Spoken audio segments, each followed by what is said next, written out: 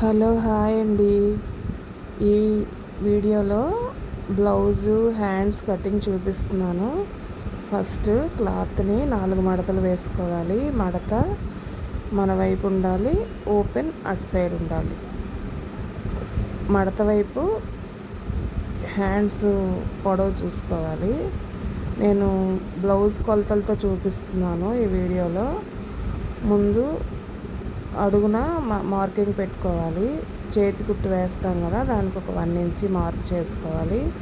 తర్వాత హ్యాండ్ పొడవు మార్క్ చేసుకోవాలి. కరెక్ట్గా భుజం దగ్గర మార్క్ చేసుకొని దానికన్నా ఒక 1/2 ఇంచ్ ఎక్స్ట్రా పెట్టుకోవాలి ఖర్చు కోసం. సేమ్ కింద వైపు కూడా, చంక వైపు కూడా అలాగే ఒక 1/2 ఇంచ్ ఎక్స్ట్రా పెట్టుకోవాలి. తర్వాత ఖర్చు మార్కింగ్ చేసుకోవాలి. తర్వాత కుట్టు టైట్ కుట్టు వేసుకుంటాం కదా, హ్యాండ్స్ కుట్టేస్తాం కదా, అక్కడికి ఒక మార్కింగ్ పెట్టుకోవాలి. ఇంకా హ్యాండ్స్ కర్వ్ దగ్గర ఒక మార్క్ పెట్టుకోవాలి. అంటే ఎక్కడికి కర్వ్ వస్తుంది, షేప్ వస్తుందో అక్కడ ఒక మార్కింగ్ పెట్టుకోవాలి. తర్వాత పైన హ్యాండ్స్ పైన పొడవు ఎంత ఉందో అక్కడికి ఒక గీత గీసుకోవాలి స్కేల్ తోటి. అలాగే కిందను కూడా మనం హ్యాండ్స్ మడతకి మార్కింగ్ చేసుకున్నాం కదా, అక్కడ కూడా ఒక గీత గీసుకోవాలి. ఖర్చు దగ్గర ఒకటి అండ్ కుట్టు దగ్గర ఒకటి, కుట్టు కోసం పెట్టాం కదా మార్కింగ్, అక్కడ ఒకటి.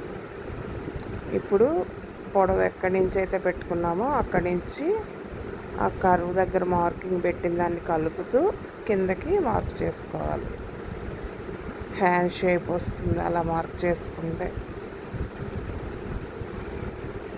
మార్క్ చేసుకున్న ప్రకారంగా కట్ చేసుకోవడమే. ఇప్పుడు మార్కింగ్ పక్క నుంచి కట్ చేసేసుకుంటే సరిపోతుంది.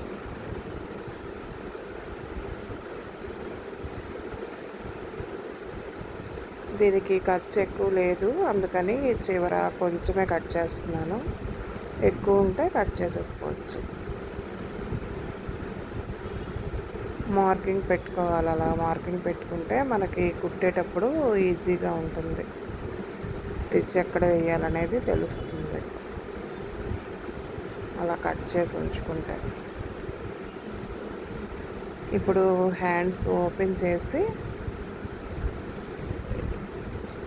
ఒక భుజం వరకు ఒక 1/2 ఇంచ్ లోతు తీసుకోవాలి. అవి ఫ్రంట్ సైడ్ వస్తాయి అన్నమాట. అతికినప్పుడు బ్లౌజ్కి ఫ్రంట్ సైడ్ వస్తాయి అవి, ఆ లోతు తీసినవి. అక్కడ కూడా ఒక చిన్న మార్కింగ్ పెట్టుకోవాలి.